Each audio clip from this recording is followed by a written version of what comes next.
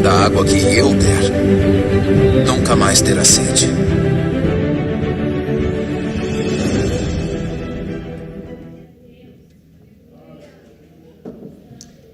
Eu quero saudar a minha amada igreja com a graça e a paz do Senhor. Amém. Quero dizer, irmãos, do temor e do tremor de estar aqui em cima. Confesso para os irmãos que há uma certa frialdade de mãos, há uma certa diaforese de dorso que faz empastar a camisa.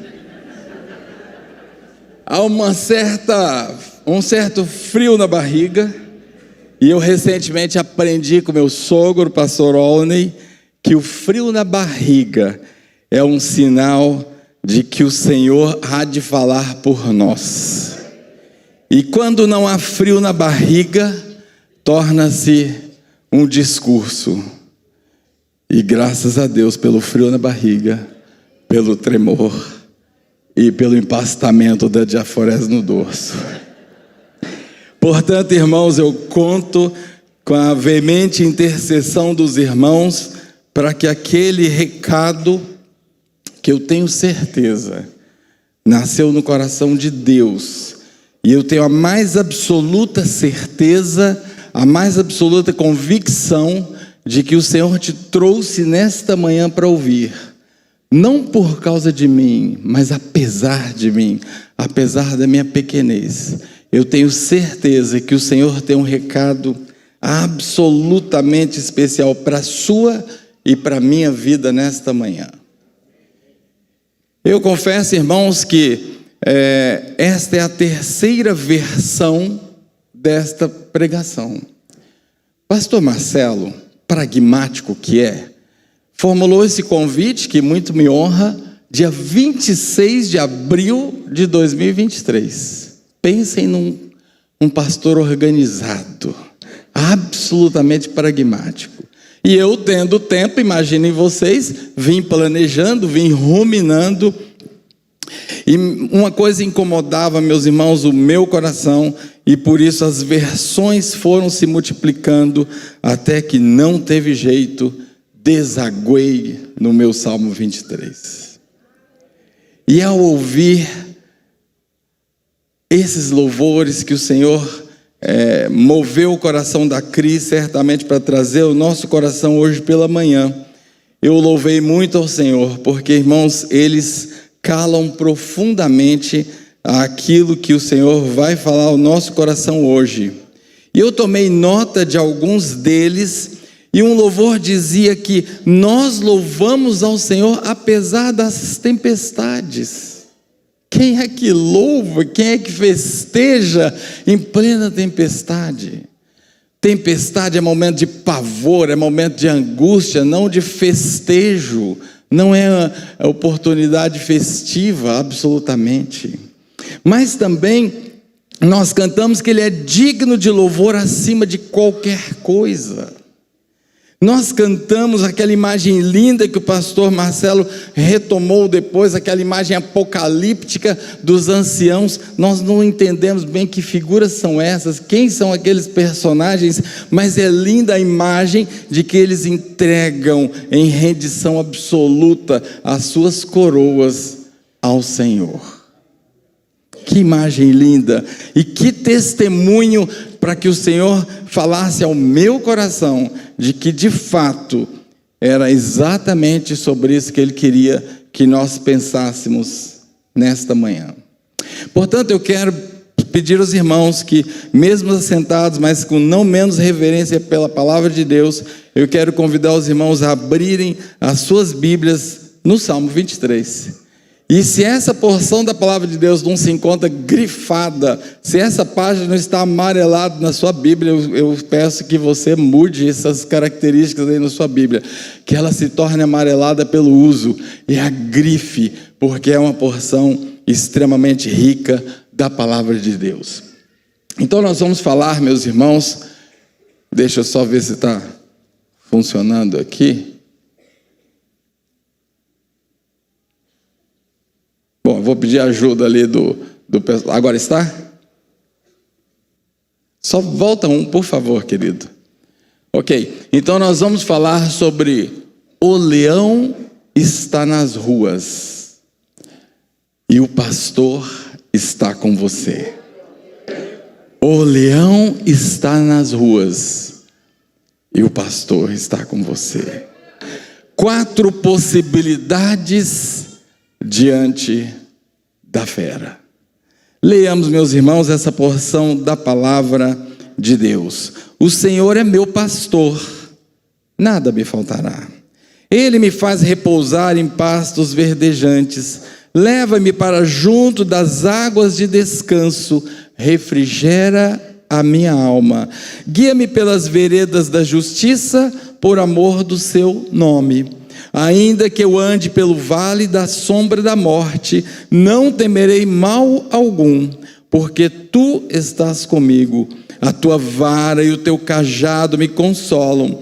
Preparas uma mesa perante mim na presença dos meus inimigos.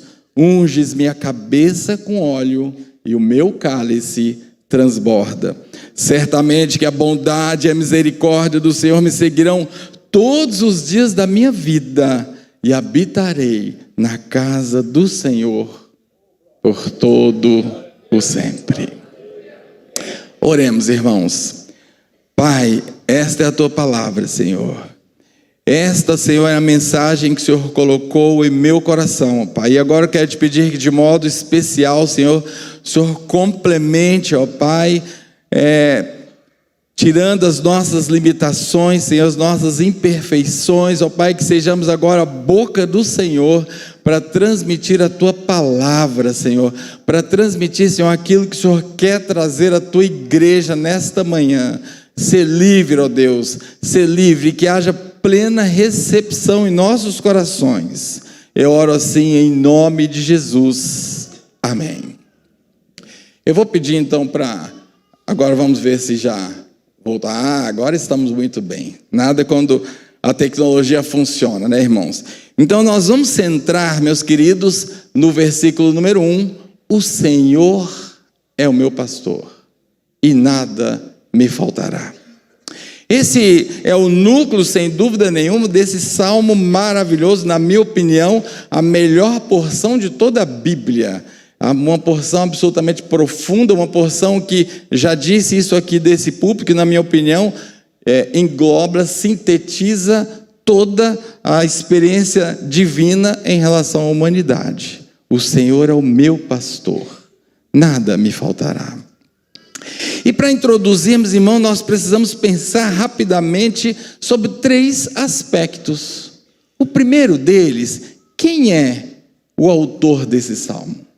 O autor desses salmos, meus queridos, é o próprio Davi, que veio a se tornar rei de Israel, o filho do senhor Jessé.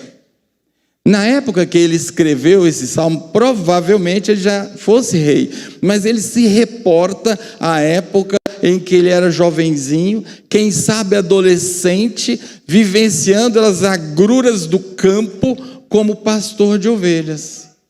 Eu preciso nos lembrar de que aquele filho de Jessé era como que renegado na família por ter baixa estatura e ser ruivo.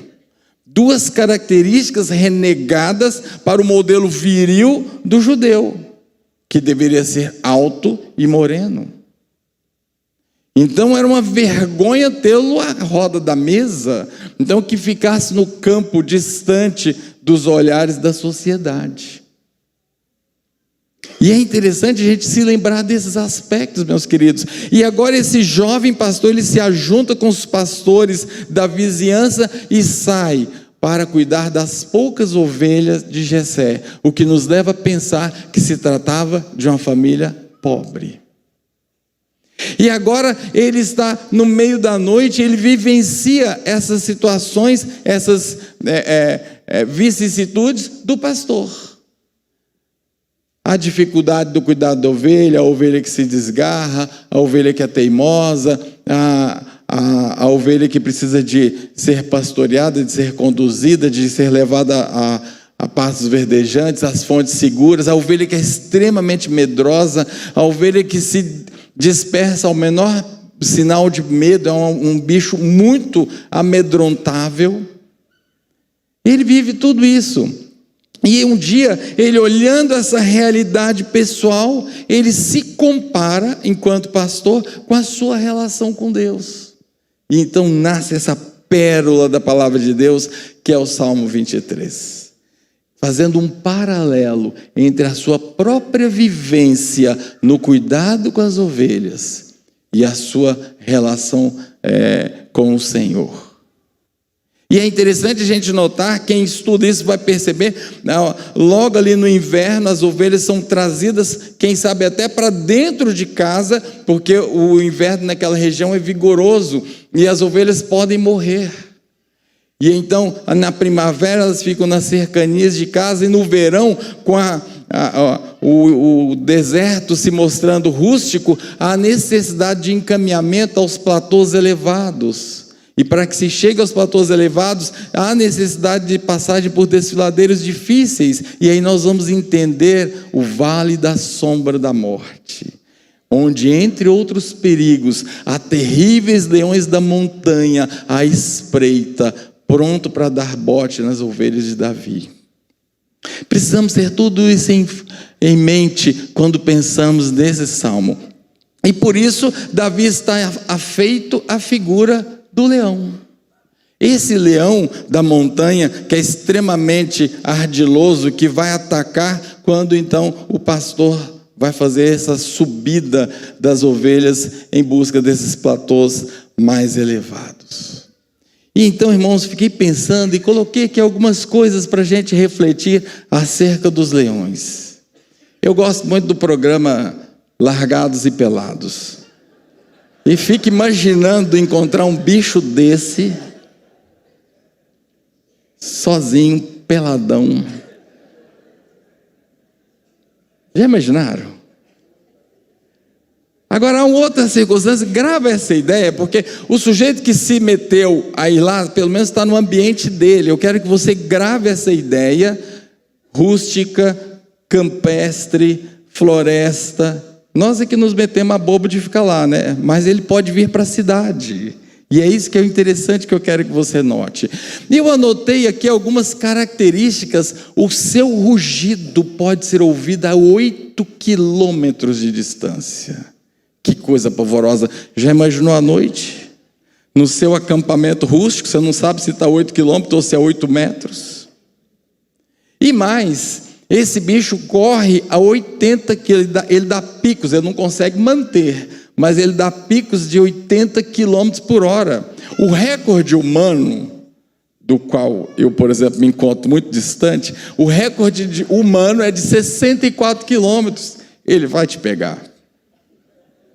A diferença é muito grande. Ele pode saltar de 10 metros de altura, onde tem um, tem mais. Os seus dentes podem chegar a 6 centímetros, trituram até 30 quilos. A força da sua mordida pode comprimir com a força de quase 1 tonelada. Já imaginou o que é isso? Que loucura! E um leão chega a 190, um macho, chega a 190 quilos de peso. E olha que inveja, caminha sobre uma cama de folha seca sem fazer ruído. Grave também essa característica que nós vamos utilizá-la daqui a pouquinho. Então, é desse bicho que a gente vai falar. E você pode ficar imaginando, puxa, mas nós estamos aqui pensando na ideia do pastor, do Senhor como pastor, e que nada nos falte, mas o que tem a ver com o leão? Será que foi só inspiração de Davi? Segura, porque não foi apenas a inspiração de Davi. Tem mais ensinamentos para mim e para a sua vida hoje. Mas eu preciso, antes de chegarmos lá, eu preciso resgatar com você essa ideia do que significa o Senhor ser o meu e o seu pastor e dizermos que nada nos falta. Nós temos uma relação de ganho, de lucro, de mais-valia, irmãos, que a gente precisa desconstruir hoje. A gente imagina que o Senhor é o nosso pastor, então temos tudo, já que nada nos falta. Isso é um equívoco. Até que podemos ter tudo mesmo, porque tudo é dele. A palavra diz lá em Jó quem primeiro me deu para que eu lhe retribua? Porque todas as coisas debaixo do céu são minhas. É o Senhor dizendo para Jó. Porém, nem sempre Ele vai querer nos dar todas as coisas debaixo da terra, porque de repente a gente vai se perder. Então, há um desentendimento quando nós lemos: o Senhor é meu pastor e nada me faltará, porque de repente, se eu não tenho tudo, então agora eu começo a entender, então Ele não é meu pastor, Ele falhou comigo. Percebe a sutileza? Então Ele não é tão poderoso assim, então Ele não é tão fiel assim. Então tem alguma coisa errada na minha relação com Deus, porque eu não tenho tudo. A minha conta bancária não está vultuosa de zeros. O meu carro não é um Mega Blaster Plus top de linha. Eu não tenho tudo que preciso, tudo que quero. E principalmente mais que quero do que preciso. Na realidade, queridos, nós precisamos nos lembrar que quando a palavra nos diz que o Senhor é o meu pastor, isso é o bastante. Ele é o pastor, ponto final. Já temos tudo, porque Ele é o pastor. Percebeu isso? Ele é o pastor, isso basta. Você já tem tudo. Entenda isso, meu querido. O Senhor é o meu pastor. Isso aqui é o bastante. Mas e o leão? Né? Aí a gente pode ficar pensando: e o leão? Há um texto lá em Provérbios muito interessante que diz assim: o preguiçoso diz, um leão está no caminho, um leão está nas ruas, lá em Provérbios 25:13. E nós estamos acostumados com esse texto para falar do preguiçoso, né? Para falar que o preguiçoso justifica a sua lassidão para ficar em casa, porque afinal, se eu sair porta fora, se eu pisar para fora da soleira, o leão me pega, então é melhor que eu fique dentro de casa. Mas hoje eu quero fazer você pensar o contrário. Esqueça a ótica do preguiçoso, porque o preguiçoso está justificando a sua lassidão, mas ele está falando uma verdade. Realmente um leão está nas ruas. E aqui é o contraditório que eu quero que você note. Uma coisa é imaginar participar dos largados e pelados e encontrar um leão no habitat dele. Problema seu, quem mandou participar? Agora, já imaginou um leão no meio da cidade? Já imaginou o contraditório de um leão no centro de Campinas? Não é esquisito? E é interessante, irmãos, isso me fascina, porque a gente passa a vida inteira por determinadas porções da palavra de Deus e não nota a nuance, o detalhe. E é o detalhe que faz toda a diferença. Então o que a palavra de Deus está nos dizendo é que há um leão nas ruas. O que a palavra de Deus está nos fazendo lembrar é que no caminho há um leão e que o leão está nas ruas. Agora, você e eu precisamos transitar. Andar é preciso. Quem sabe a gente possa trazer a vida como a rua? Está percebendo onde eu quero chegar? Agora a gente vai entender que o leão vai representar as nossas susceptibilidades. O leão vai representar as nossas próprias instabilidades. O leão vai representar as nossas vulnerabilidades. Já pensou nisso?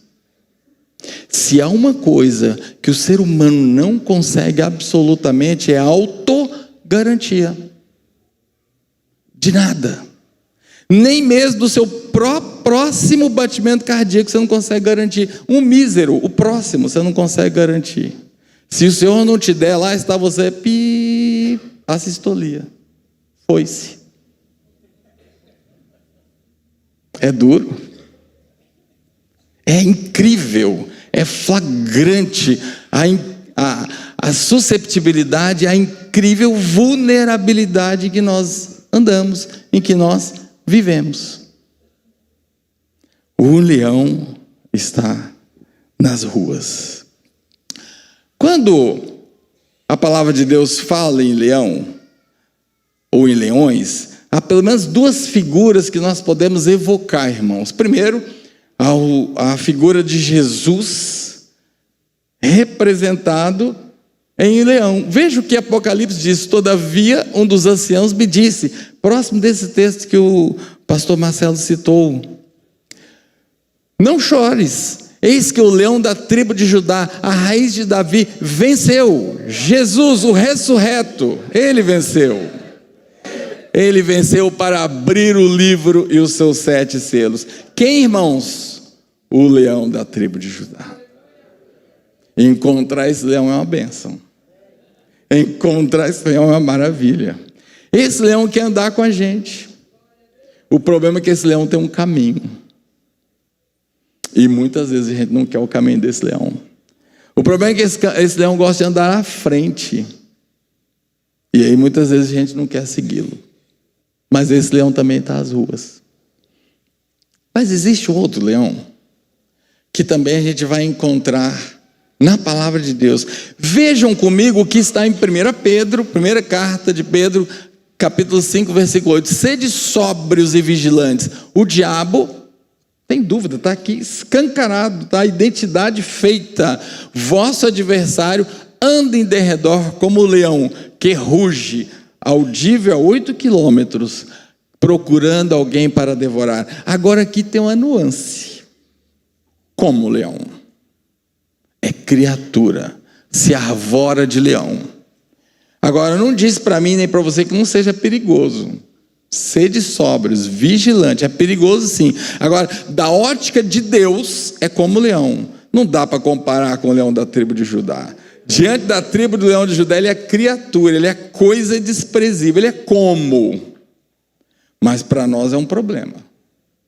Estão percebendo, irmãos? Esse leão está nas ruas. Então agora a gente vai olhar de volta para aquele texto. Agora a gente vai olhar de volta e entender que esse leão que está às ruas está pronto para nos atacar. É esse leão que amanhã, segundona, tem uma armadilha prontinha para você. É esse leão que amanhã, segundona, vai testar se você realmente é crente fora das 4 paredes da Igreja Batista Ágape. Se você realmente é cristão fora do domingo. E isso é bem sério, irmãos. E agora, com todo esse pano de fundo em mente, eu quero considerar com vocês 4 possibilidades, 4 cenários que podem acontecer diante do embate, diante do encontro com esse leão. O primeiro resultado, quando o leão que é inimigo das nossas almas, quando esse leão que se apresenta como leão nos ataca, a primeira possibilidade é essa aqui, irmãos. Rapidamente eu quero considerar com os irmãos. O pastor, o Senhor que é o nosso pastor, multiplica as forças do forte. Multiplica as forças do forte. Veja que a palavra de Deus deixa isso bem claro. Observe, esse aqui é um retrato de uma história que eu gosto muito. Estamos falando de Sansão. E eis que Sansão, na sua teimosia, era plano de Deus na verdade, ele desce, ele abandona a sua terra, ele vai para os filisteus, porque já era plano de Deus, ele vai arranjar uma namoradinha lá no povo inimigo. Quando se arranjou uma namoradinha no povo inimigo. E no meio do caminho vem um leão. Ele é um leão jovem, extremamente bravo, e vem para atacá-lo. E o que acontece, irmãos? Veja essa nuance. Lembra da nuance? Lembra que o detalhe que conta? O Espírito do Senhor de tal maneira se apossou dele, que ele rasgou o bichinho sem ter nada na mão. Eu não consigo, confesso para os irmãos, eu não consigo imaginar isso.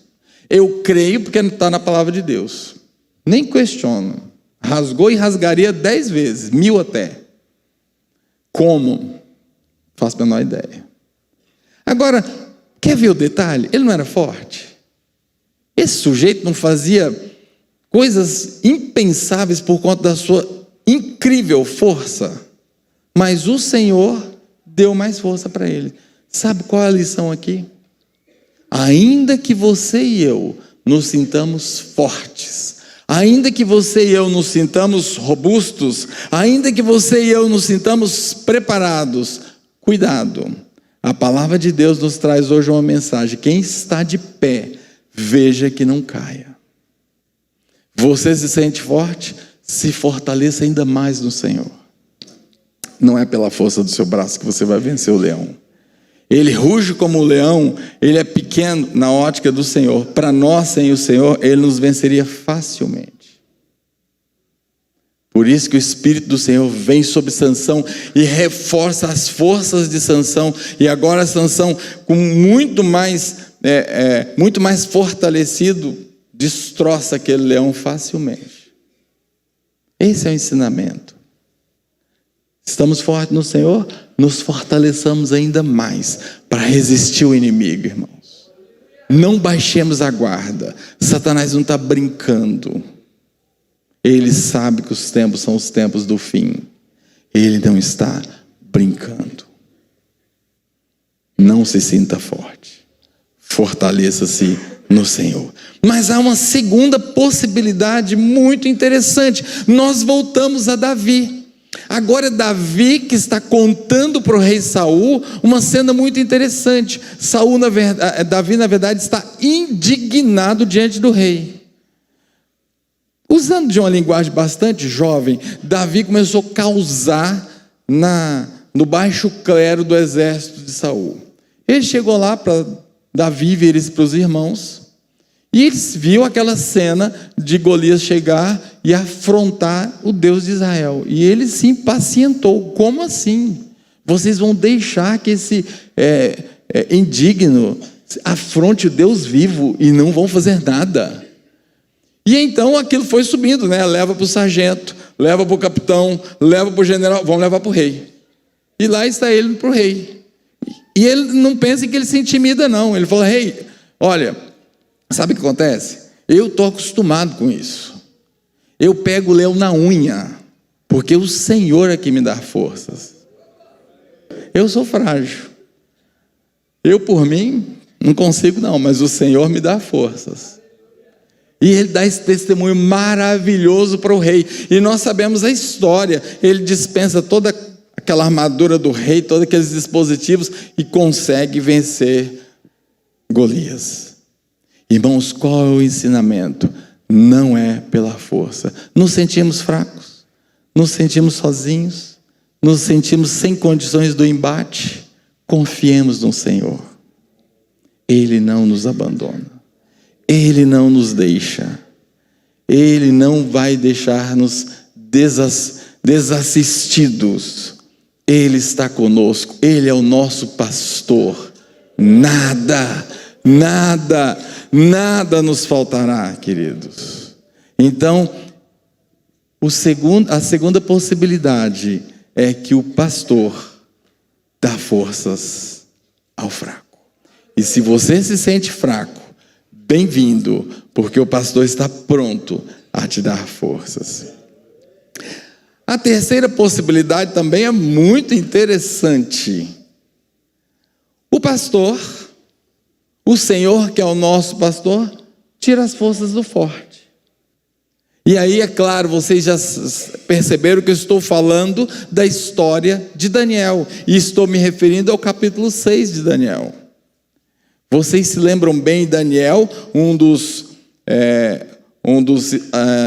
cativos elevados de Israel, e agora ele começa a se destacar, e agora ele se torna um dos príncipes daquele reino, e prontamente ele começa a despertar a inveja dos seus colegas. E eles falam uma frase, meus irmãos, que quem dera essa frase estivesse na boca do mundo quando falassem de nós. Eles dizem assim entre eles: não adianta buscarmos nas coisas de Daniel. Vamos focar nas coisas do seu Deus, porque fora delas nós não vamos achar uma vírgula de algo errado para a gente levar para o rei. Que testemunho! Que testemunho, meus irmãos. Quem dera o mundo lá fora fale isso de cada um de nós aqui. E agora então eles urdem um plano, eles chegam, rei, todos nós. Mentira, porque Daniel não estava nesse coluio. Todos nós fizemos um acordo, viu, rei? E estamos todos acordados de que durante 30 dias ninguém fará petição a Deus algum que não ao Senhor. Ah, é? Então tá bom. Faça uma lei aí, porque nós já concordamos. E quem não acolher a lei do Senhor será lançado na cova dos leões. O rei não percebeu a trama. E aí a gente sabe da história. Daniel, ao saber da lei, ele não se intimida. Ele vai para o seu quarto e continua fielmente de janela aberta. Que coragem, irmãos. Eu fico imaginando, nós talvez fizéssemos o mesmo de janela trancada. E ainda chamaremos isso de prudência. Não é verdade? Sejamos prudentes. Ele não. Janela aberta, voltada para Jerusalém, clama ao Senhor. E agora a sentença veio. O rei passa um dia inteiro tentando dispositivos legais, chama lá o corpo jurídico, não tem jeito. Rei não tem jeito. E aí o rei cede, né? A palavra de rei não volta atrás, a lei está assinada. E a gente sabe da história. Eu fico imaginando como foi que o Senhor fez isso. O fato é que fez. E não imaginemos, irmãos, que foi alguma coisa como fortuita. Aqueles leões não viram Daniel, viram sim. Porque esse bicho que eu mostrei tem um faro, tem uma perspicácia para achar presa que vocês não imaginam. Viram sim. O problema é que o anjo do Senhor, como o próprio Daniel disse, foi lá e fechou a boca dele. Isso é o que o Senhor, que é pastor, faz. Ele tira as forças do forte. Que coisa maravilhosa, irmãos. Quando nós temos uma manifestação tão extraordinária, que perpassa a compreensão humana, isso é manifestação da glória de Deus. A quarta possibilidade, nós não gostamos dela não. A quarta possibilidade é quando o Senhor permite que o leão estraçalhe. Na verdade, ela escapa à compreensão humana. Na verdade, também ela não está na Bíblia, ela está na história secular, ela tem uma base, se a gente olhar para o capítulo 11 de Hebreus, quando ele diz que pessoas foram apedrejadas, provadas, serradas ao meio, mortos ao fio da espada, andou peregrino, vestido de pele de ovelhas e de cabras. Vocês sabem que figura é essa? As pessoas eram literalmente despeladas e vestidas nas peles desses animais e soltas para morrer. Eram usadas, como na época de Nero, como lampiões em praça pública, besuntavam de azeite, botavam fogo e deixavam lá queimando à noite, como iluminação pública à noite. E muitas vezes, leões eram deixados famintos por 14 dias, e os cristãos então eram soltos no Coliseu para fazerem espetáculo público. E a história conta que muitas vezes os leões já estavam enfastiados e aqueles irmãos nossos instigavam os leões para que eles atacassem e aquela agonia acabasse rápido. Não entendemos por que o Senhor permitia aquilo. Mas uma coisa nós podemos ter absoluta certeza, absoluta. Até lá, o Senhor que é pastor estava cuidando. Até lá, o Senhor que é pastor não nos abandona. E nós vamos encontrar isso no versículo 4. Ainda que eu ande pelo vale da sombra da morte, ainda que o pior aconteça, o Senhor é conosco. Aprova o Senhor. E o Senhor os recebeu na glória, logo em seguida das mordidas daqueles leões. E aí, meus irmãos, eu fiquei imaginando, fiquei refletindo sobre essas 4 possibilidades e inseri essas 4 possibilidades à luz do que eu chamo de 4 maus resultados na experiência humana. Nós temos por hábito principalmente nós cristãos, a entendermos que todo mau resultado é obra de Satanás. Já pararam para pensar nisso? E, aliás, damos muito crédito a Satanás a respeito disso. Damos muita moral para Satanás. E eu queria, nesse finalzinho, considerar com vocês 4 classes de maus resultados para a gente poder concluir. Quando coisas ruins nos acontecem, uma dessas 4 possibilidades, preste atenção nisso, é o Senhor falando ao seu coração. A primeira possibilidade é a transgressão de leis naturais. Imaginem, por exemplo, que eu resolva saltar do 2º andar de um prédio. É certo que eu vou colher algumas fraturas, porque existe a lei da gravidade. Nem mesmo Jesus, quando andou sobre as águas, anulou a lei da gravidade. Sabiam disso? Como que nós podemos saber disso? Porque Pedro, o afoito, quando se meteu aí, então, Senhor, se é o Senhor, manda que eu vá ter com o Senhor. Vem. Ele foi. E quando ele olha para as forças das águas, o que acontece? Ele começa a afundar. Opa, então a lei da gravidade estava ativa. O que acontece é que Jesus utilizou de um princípio da física, uma outra força, com a mesma direção, sentido contrário, anulou a gravidade, poder do Senhor. Então, quando um mau resultado nos acontece, a primeira possibilidade é a transgressão de uma lei natural. A segunda possibilidade é o resultado da lei da semeadura e da colheita. Meus irmãos, sabe o que a Bíblia diz sobre isso? Nisto Deus não se deixa escarnecer. O que o homem semear, isto também colherá. E deixa eu dizer rapidamente para você algumas características. Primeiro, ninguém está fora dessa lei. Ninguém está fora dessa lei. Não acontece comigo, estou de boa. Nisso Deus não se deixa escarnecer. Segundo, a espécie que você colheu vai receber. Plantou amenidades, colhe amenidades.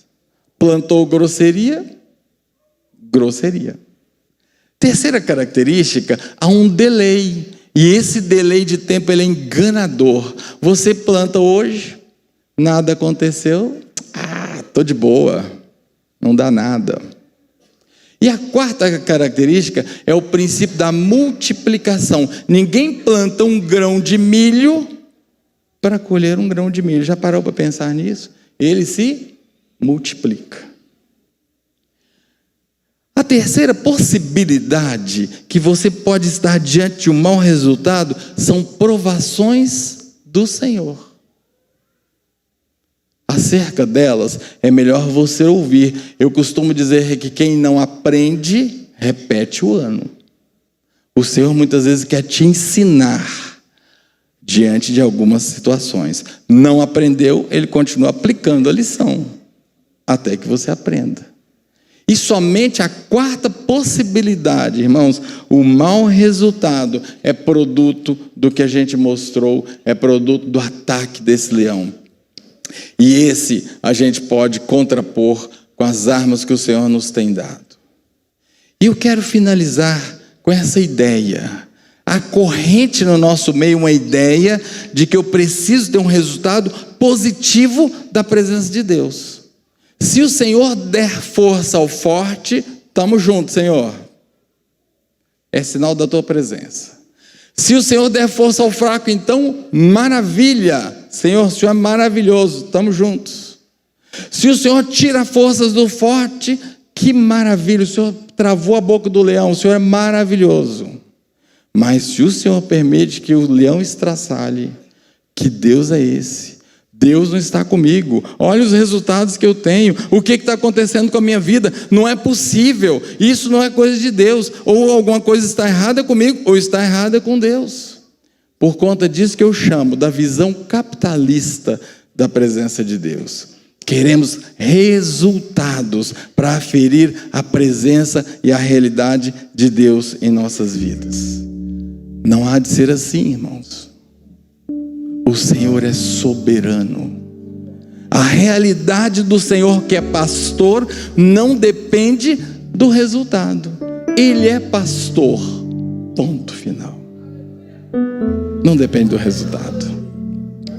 Eu não sei como está a sua vida, eu não sei como foi a sua semana, eu não sei como será a sua semana, eu não sei que ataque de leões você terá, eu não sei o quanto disso calhou profundamente no seu coração, eu não sei quanto dessa circunstância que nós mencionamos você se reconheceu na sua vida. Uma coisa eu quero dizer para você: o Senhor quer mudar a sua circunstância, o Senhor quer se mostrar ainda mais forte na sua fortaleza, o Senhor quer te fortalecer se você se sente fraco, se você se encontra decepcionado com Deus, se você acha que o Senhor não é mais o seu pastor. Ele hoje quer se renovar com você, Ele hoje quer ser o seu bastante pastor, Ele hoje quer te fazer entender que Ele é pastor, e isso é tudo, independente do que aconteça. Ele quer te dar essa certeza e essa segurança. Considere isso com o Senhor. Considere se colocar diante do Senhor. Esse Senhor que é pastor, Ele está pronto para te receber hoje. Esse Senhor que é pastor está de mãos estendidas para cada um de nós hoje. Nós que vivemos susceptibilidades, vicissitudes, nós que somos tão falhos e que não conseguimos nada em termos de autogarantias, temos a absoluta garantia do pastor. Esse pastor está absolutamente disponível. Ele quer mudar nossa história hoje, independentemente das circunstâncias. O Senhor quer se fazer presente em nossas vidas hoje. Eu não vou pedir para você se manifestar, eu não vou constranger você para vir aqui à frente, mas eu quero orar com você. Se você sente necessidade nesse sentido, confie. O Senhor mudará a sua história. Confie que o Senhor é o seu pastor, o Senhor é o nosso pastor. Cada um de nós podemos confessar: o Senhor é o meu pastor. Independentemente do que eu viva, nada me faltará. Oremos, irmãos. Pai, esta é a tua palavra, Senhor. Isto, ó Pai, é aquilo que o Senhor colocou no meu coração, ó Pai. Agora, Senhor, eu te peço em nome de Jesus que o teu Santo Espírito possa aperfeiçoar a tua palavra, Senhor. Eu te peço, Senhor, que o teu Santo Espírito possa completar a boa obra, Senhor, e que, ó Pai, o Senhor possa falar ao coração de cada um de nós, Senhor. Muda, Senhor, as nossas circunstâncias, que nós possamos não mais sofrer os ataques do inimigo, ó Pai, que nós possamos entender quando estivermos diante de maus resultados, ó Pai, diante de sofrimentos, ó Pai, que haja discernimento do que estamos fazendo com os nossos dias, do que estamos fazendo com os nossos caminhos, ó Pai, de como está a nossa relação contigo, Senhor, de quanto o Senhor tem sido efetivamente o nosso pastor, ó Pai. Senhor, considera os nossos caminhos, ó Pai, sonda os nossos corações, ó Pai. Conserta-nos contigo, Senhor, nesta manhã. Fala-nos profundamente, ó Pai. Tira de nós qualquer caminho mau, ó Deus. Tira qualquer caminho mau, qualquer coisa que não te pertence, Senhor. Qualquer vínculo que não vem de ti. Qualquer porta, Senhor, que tem permitido ao inimigo fazer qualquer dos seus planos, qualquer de suas obras, ó Pai. Aperfeiçoa-nos em ti, Senhor, porque nós queremos confessar que o Senhor é o nosso pastor e que isso é o bastante, ó Pai, independente do nosso dia a dia. Essa é a nossa confiança, Senhor, essa é a nossa certeza, essa é a nossa segurança. É assim que nós oramos em nome de Jesus. Amém. Amém, queridos. Deus abençoe. Amém.